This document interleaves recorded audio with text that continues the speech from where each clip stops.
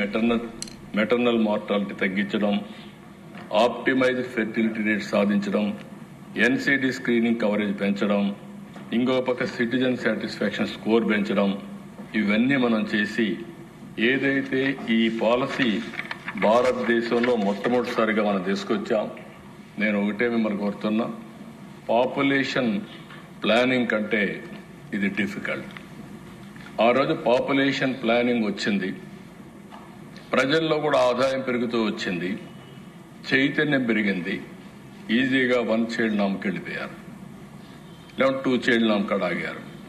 ఈరోజు వెల్త్ వచ్చింది, అందరం కూడా బిజీగా ఉన్నాం, ఇప్పుడు పాపులేషన్ తగ్గే పరిస్థితికి వచ్చింది.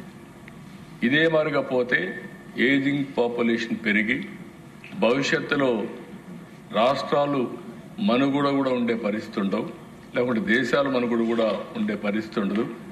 అందుకే ఇది రైట్ టైం అని నేను భావిస్తున్నా. But not easy. మనం అనుకున్నంత ఈజీగా మనం చెప్పేస్తే అయిపోతానని అనుకోను. ప్రతి ఒక్కరం కూడా శ్రద్ధ పెడితే కొంతవరకైనా బ్రేక్ చేసే అవకాశం వస్తుంది. దయచేసి ప్రజలందరికీ విజ్ఞప్తి చేస్తున్నా, మీకు కూడా విజ్ఞప్తి చేస్తున్నా, హెల్తీ, వెల్తీ, హ్యాపీ సొసైటీ అది సాధ్యం కావాలంటే జనాభా మేనేజ్మెంట్ ఉంటేనే సాధ్యం. ఆ విషయంలో పూర్తిగా సహకరించాల్సిందిగా ప్రతి ఒక్కరిని కోరుకుంటూ అందరికీ నమస్కారాలు. Thank you. ఈ నెల 4వ శనివారం నుంచే మొదలు పెడతాం. అక్కడ థామస్ మొహం వెళ్ళిపోతుంది ఆనందంతో. బుచ్చి చౌదరి గారు కూడా చాలా సీరియస్ గా ఏమన్నా లేట్ అయింది అన్నట్టుగా ఆలోచిస్తున్నారు. మీరేమన్నా మాట్లాడతారా బుచ్చి గారు?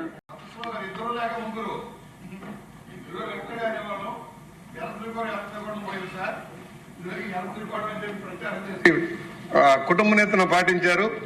ఇవాళ ప్రపంచవ్యాప్తంగా ఇదే అభివృద్ధి చెందిన దేశాలే వెనకబడిపోతున్నాయి సార్. ఇవాళ చైనాలో జీరోకి వెళ్ళిపోయింది సార్, జీరో కంటే మైనస్కి వెళ్ళిపోతుంది. జపాన్ అదే పరిస్థితుంది, కొరియా అదే పరిస్థితుంది, యుఎస్ లో కూడా ఎలా ఉంది, ఇండియాలో కూడా అదే పరిస్థితి వస్తూ ఉంది. ఇవాళ ముఖ్యమంత్రి గారు తీసుకున్న నిర్ణయం హర్షదాయకం. ఎందుకంటే ఇది రోల్ మోడల్, భారతదేశానికి రోల్ మోడల్. అనేక విషయాల్లో ఇదివరకు గతంలోనే చంద్రబాబు గారు ఇచ్చిన సందేశాలు తీసుకుని రోడ్లు కానీ అవన్నీ కూడా ఎలాగైతే రిఫార్మ్స్ వచ్చినాయో దీంట్లో కూడా రిఫార్మ్ రావాల్సిన అవసరం ఉంది. జనాభా పెరగాల్సిన అవసరం ఉంది. యుద్ధాల వల్ల, ప్రపంచ యుద్ధం వల్ల ఎంతమంది సెకండ్ వరల్డ్ వార్లో ఎన్ని లక్షల మంది పోయారో మనం చూసాం.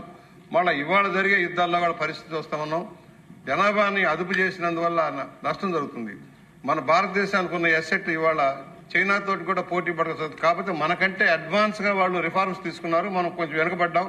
ఆ రిఫార్మ్స్ అందిపుచ్చుకోవడంలో చంద్రబాబు గారు అగ్రగామిగా నిలబడటంలోనే ఇవాళ హైదరాబాద్ లాంటి నగరం వచ్చింది. అనేక సాంకేతిక ప్రతిభ వచ్చి మన పిల్లలు ఇతర దేశాల్లోకి వెళ్లి షైన్ అవుతున్నారంటే అలాగే చంద్రబాబు ధైర్యంగా తీసుకున్న నిర్ణయం.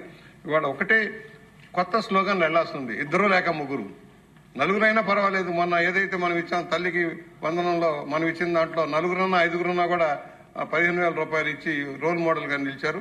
ఇవాళ ఇది అవసరం, అత్యవసరం మనకి. ఎందుకంటే అనేక దేశాల్లో అవకాశాలు వస్తున్నాయి సార్. ఒకప్పుడు మైగ్రేషన్ వెళ్ళిపోయేవాళ్ళు, ఇవాళ ఆ మైగ్రేషన్ ఇతర దేశాల్లో కూడా అవకాశాలు వస్తున్నాయి. జర్మనీ కావచ్చు, ఫ్రాన్స్ లో కావచ్చు, చాలా దేశాల్లో మన టెక్నీషియన్స్ కి, నాలెడ్జ్ పర్సన్స్ కి అవకాశాలు వస్తున్నాయి. ఈవెన్ అగ్రికల్చర్ లేబర్ కూడా డిమాండ్ వస్తుంది సార్.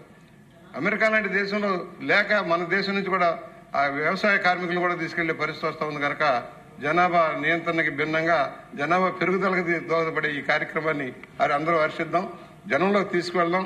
అందరం వెళ్ళి ప్రతి గ్రామంలో చెప్పడం, ప్రతి సమావేశంలో చెప్పడం, ముఖ్యంగా మహిళా గ్రూపుల్లో ఏదైతే డ్వాక్రా గ్రూపులు కానీ, ఆ ఆర్పీలు కానీ వాళ్ళందరూ కూడా ఎడ్యుకేట్ చేసి వాళ్ళ ద్వారా జనంలోకి తీసుకెళ్లాల్సిన అవసరం ఉంది.